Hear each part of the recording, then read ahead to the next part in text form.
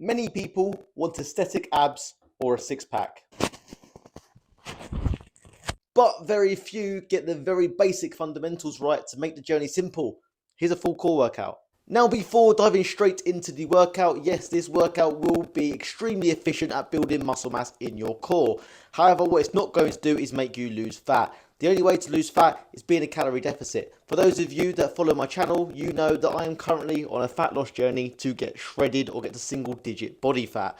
My first ever video upload of the series was covering how much you should be eating to lose fat. So if you haven't seen that one, go and check it out. Otherwise, here's your abs workout. I was going to try and talk through this while doing the exercise, but the audio would be terrible, so I think I'll just voice it over. Alright, first thing you might be thinking is, what on earth are these contraptions I'm putting up? Now, these are just ab straps. It basically just stops you having to hang on with your hands and your grip being a limiting factor when doing the movement. Rather, you can take your abs to actual failure rather than your grip giving out on you. You know what, I'm actually going to put, it depends on what platform you're watching this on, in the description or bio, I'm actually going to link some of these just on Amazon because they are actually extremely handy. First exercise, hanging knee raises.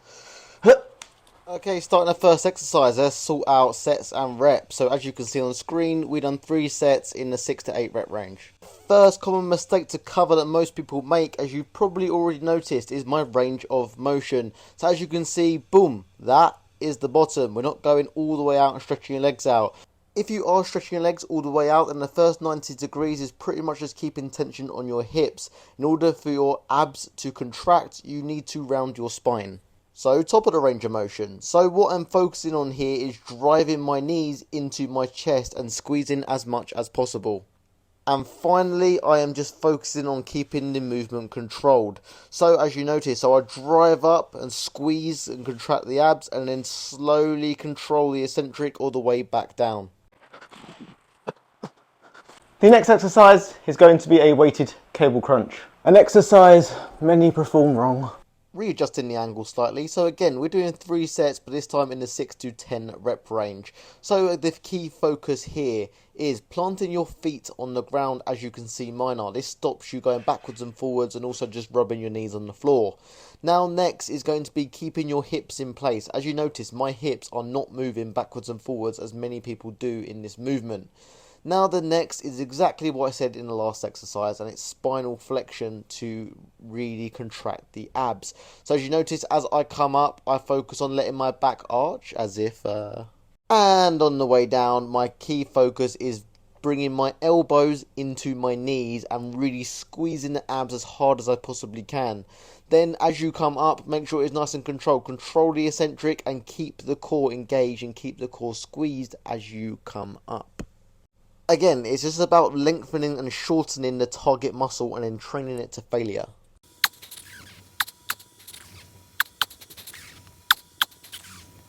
Now we're going to turn the attention back to the lower abdominal region and go back to some knee raises. This time in a slightly more controlled environment. A lot of people swing backwards and forwards when they're hanging, so we are just having this on an inclined bench. Best thing to do is grip the back of the bench and then just stay controlled. Now the key things I focus on. As you can see, my range of motion is again pulling my knees into my chest, allowing that spine to round and contracting the abs. Now as we come down, it is very slow and controlled. Again, keeping the core engaged. And notice at the bottom there, I am not resting. So when my bum comes all the way down to the seat, it's not resting, it doesn't lax, it slowly comes down. That's my touch barrier, and then we are back up again. Again, if I stretch my legs all the way out, it would just be working my hips or keeping tension on the hips. And that's not the goal. This was another 3 sets in the 6 to 10 rep range, I believe. And finally, we finished off with some oblique training. Now, is this the best exercise for the obliques? That's questionable. However, it does get the job done. So, solely stuck a tiny little bit of weight on top of a barbell. And then the focus is keeping your hips and keeping your feet straight. You are then focusing exactly the same as any kind of crunch on squeezing the stomach, especially the obliques, and then twisting the upper portion of your body. You should really feel it, just where that V shape is at the bottom. You should really feel the squeeze in there. Again, I would probably usually in circumstances use a cable machine and have more resistance in the right direction. However, this got it done in a workout at home. So worked in a slightly higher rep range, 20 reps in total, 10 each side, pausing in between. So really focusing on squeezing the abs, twisting the torso, engaging the obliques between each rep.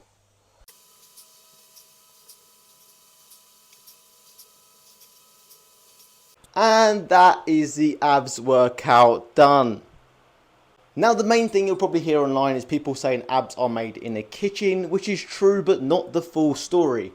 Abs are made in the kitchen refers to being a low enough body fat for your abs to be defined and to be visible. However, the same argument could be made for every muscle in the world. If you decrease body fat, your arms are going to look more defined, your chest is going to look more defined, your legs will look more defined. Doesn't mean they'll look good. So just like any other muscle group, the key things to take away from this video are you need to fully lengthen the muscle, the abs, fully stretch. You need to fully shorten, contract the muscle with control, control the eccentrics, and just train them till failure. Over time, you'll build a decent muscle mass in your stomach. On top of that, you do need to decrease your body fat as low to as 10% as possible, or even sub 10%. I am currently, I would guess, around about the 13 to 14% mark. And yes, my abs are visible, but they could be a lot better. However, look at this video on screen. Even when I was roughly about 20% body fat, you could still see some stomach development. Why? Because I had good muscle mass in my core. So train them once or twice a week maximum, just like any other muscle group they need to recover. And that's it. You follow that, put yourself in a calorie deficit, get your body fat down if it's too high already. Most people are 15% plus, and you will have a six pack. Like and subscribe to learn more. Next subject you want me to cover? Comment below.